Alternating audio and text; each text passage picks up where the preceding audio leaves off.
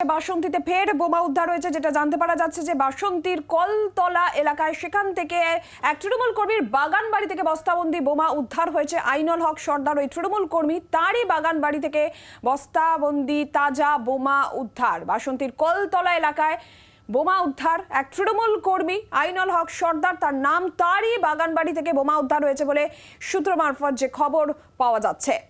প্রসেনজিৎ রয়েছেন টেলিফোনে প্রতিনিধি। প্রসেনজিৎ, তৃণমূল কর্মী তার বাড়ি থেকে বোমা উদ্ধার হচ্ছে, সেক্ষেত্রে সে আইনুল হক তিনি ঠিক কি বলছেন? কেন, কোথা থেকে আসলে এই বোমাগুলো, কেন মজুত করা হয়েছিল বাড়িতে, বাগান বাড়িতে?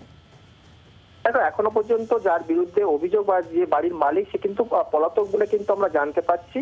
এবং বাসন্তী কলতলা এলাকায় এই ঘটনা, এবং সেখানে বাগান বাড়ি থেকে আইনুল হকের বাগান বাড়ি থেকেই তার বাড়ি থেকেই কিন্তু এই বোমা পাওয়া গেছে। এবং মূলত 7টি থেকে 8টি বোমা আছে কি সাদা ব্যাগে। সেখানে বাসন্তী থানার পুলিশও ঘটনাস্থলে গেছে। এবং এবং এই যে বোম রাখা ছিল এবং কেন রাখা ছিল এবং সেই বোম নিয়ে কি কোথায় ব্যবহার হতো সেটা কিন্তু এখনো পর্যন্ত পুলিশ তদন্ত করছে।